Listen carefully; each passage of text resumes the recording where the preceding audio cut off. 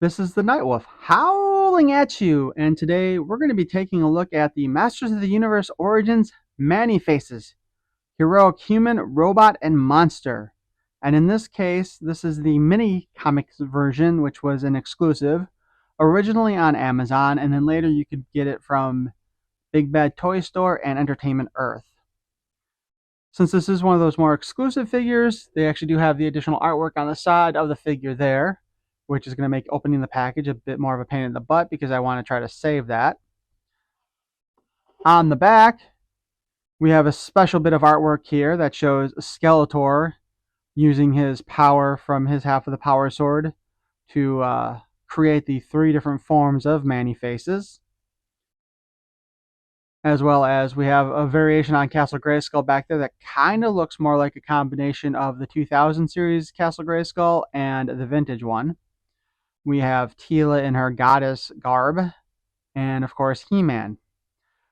Now in the 80s, the mini comic version showed that Many-Faces was an actor. Skeletor took control of him, where he ended up with the monstrous head, and as the goddess broke the spell. No, wait, sorry.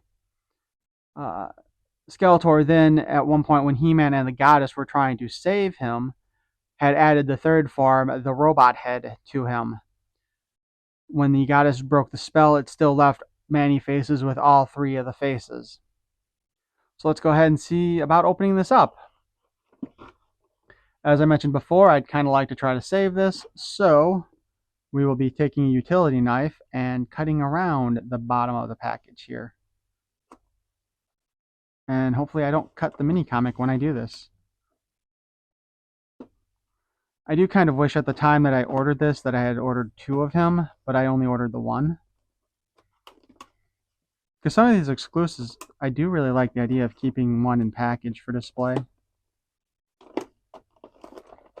Typically with a lot of the Mattel Creations figures that we've gotten, I do keep them in the package with my display. Now that wasn't quite as painful as it normally is. And I missed a corner.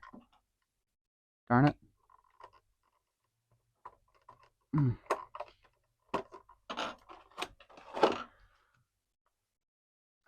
And of course the comic has been stuck to the package. Here we also have the little sheet. Because Many-Faces is a special character, his actual head doesn't come off in this case, but we still have the usual joints that come apart. We've also got the rest of the artwork there, making him look a little bit more menacing as he's in mid-switch head. Face switch. The comic that comes with Many-Faces, mini-comic version, is called The Faces Within. And this is actually a continuation from the original Many-Faces story from the 80s. As we open it up, we see them talking about this old relic that is being put back together by some spirits and is given to the care of the man who owns the traveling show in which Many-Faces is the actor. His real name being Perkadoo. And of course, we see here where Skeletor initially turns Many-Faces into the monster that he becomes with the multiple faces. And we get to see the battle previously where the goddess fought against Skeletor to bring back Many-Faces. At least his soul. But then eventually Skeletor gets his hand on the relic that will allow him to change the universe again. Of course, our good friend, the Sideshow Carnival Bob, goes to Many-Faces and He-Man to ask for his help because Skeletor got his hands on the relic. Where him and Evil Lyn attempt to use it to take control, to go forth between universes, enslave all that are free to their one true master, Skeletor. And of course, Skeletor and Many-Faces fight over the relic.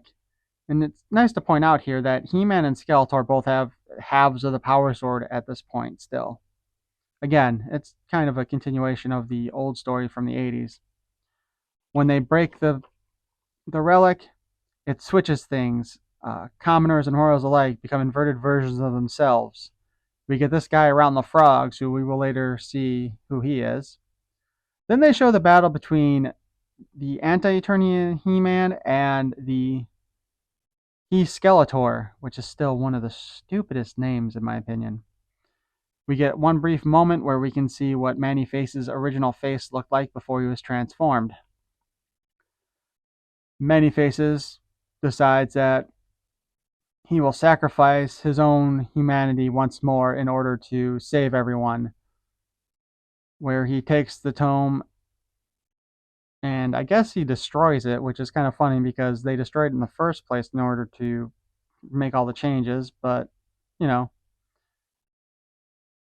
all the commoners once again become commoners and all the royals once again become royals. The image being literally the same thing on both.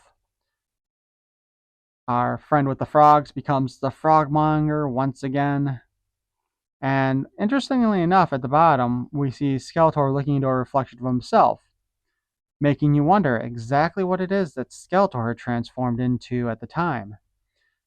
Did they go with the whole story that this version of Skeletor was really Keldor, brother to Randor? Or is this one of the ones where Skeletor is actually an evil demonic entity from another universe? Guess we won't know unless they continue that story. But beyond that, we do have our mini comics version of Man-E-Faces.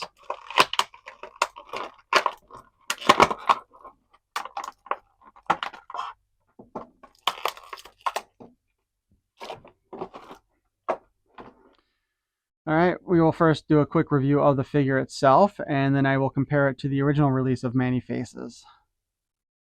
So his head can actually spin here, and actually the face spins with it, which is kind of nice. But we can also swap the heads around. So we got the robot, the monster, or the nostril, and the human head.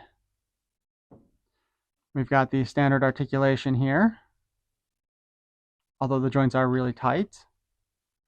Now, they did not paint the hands at all, where they have like this extension to what should have been this part here.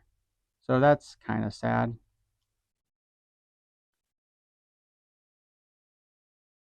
We've got the waist swivel. The legs go up and down and front and barely back. The knee is just a single joint. We got the boot cut. And in this case, because of the design of the foot here, we get very little use of the articulation on the ankle. Another little sad bit, huh? He comes with this little weapon. The funny thing is, and I've done a comparison photo previously when I did just photos of Man-E-Faces and the vintage version, which unfortunately I did not think to dig out the vintage version for this. But his gun is actually smaller in Origins compared to the vintage version, whereupon a lot of the weapons end up being a little bit bigger than their vintage counterparts. But as I said before, we will bring in the early first release of Man-E-Faces to take a look at them. So one of the things with Man-E-Faces in the past had been the question as to whether or not he was wearing a bodysuit or naked underneath the equipment. He's naked, and this version he's got the bodysuit. Unfortunately, the paint is really awful on here. So in this case, the original version, they didn't paint that either. They just had his entire hand be gloved, which I really think they should have gone ahead and painted that. I do like the darker blue, though, on this version compared to this version. But he's got the same arms. He's got the same torso here. Same crotch piece. Same legs. The same feet with the lack of articulation.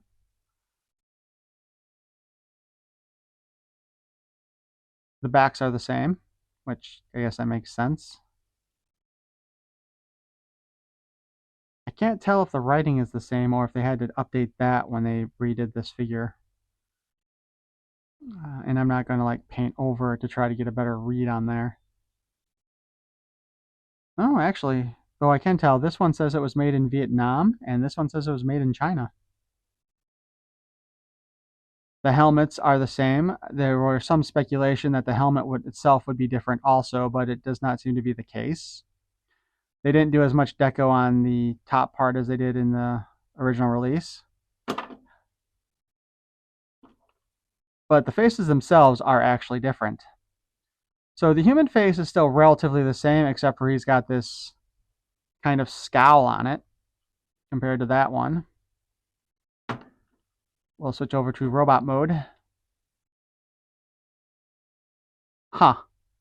So the order of the faces on the new version is different from the old one.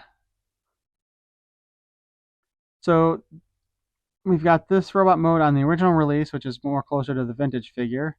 And then we have the mini comic robot face, which is actually quite different from the other one. And it's also done in more of a metallic silver, which I think would have looked really cool on this version.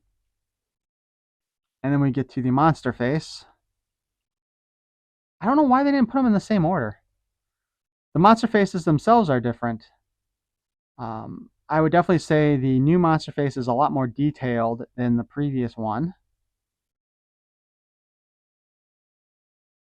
I think, yeah, they definitely could have used more deco on this one. If they'd painted like the teeth and fangs white, that would have looked great. Maybe gave the nostrils a little bit of depth like they did here. And maybe these eyes should have been red with black pupils, or black with red pupils would have looked really cool too. I do prefer the green on the original version though, because this just looks kind of like a sickly yellow green.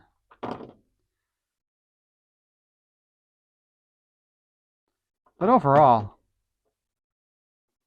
I think I like, except for the color on the monster face and the design of the robot face, I actually kind of prefer the faces on this version of Manny Faces compared to this one.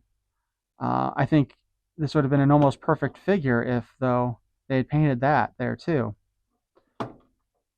His gun itself is kind of more pale orange than Manny Faces' gun was from the previous release, but it is still the same mold.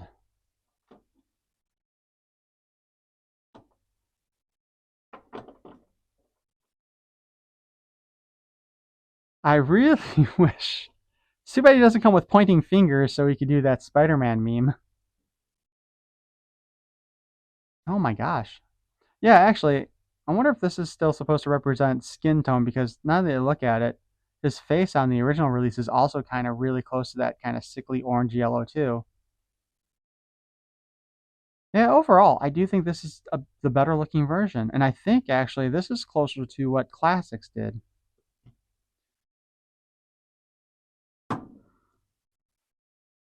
No, no, don't cause me to change. I serve the evil Skeletor. I shall defeat you, He-Man.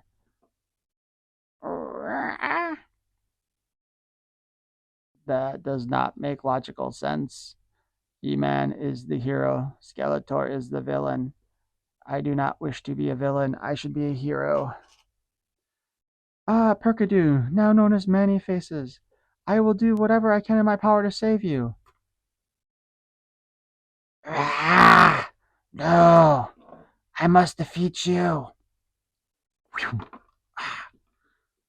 Please, Manny Faces, stop this at once. Uh,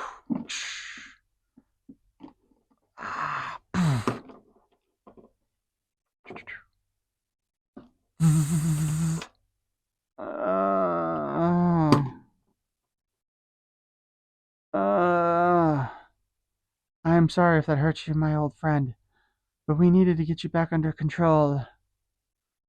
I thank you for your help, goddess. Please forgive me for attacking you. I did not know what I was doing. That is all right. I know that you are not in your right mind. I think I lost track of my voices there at the end. Mm. So, anyway, I think this will conclude our look at the mini comics Manny Faces and his comparison to the original release of him. Please feel free to like, comment, and subscribe. Peace and love.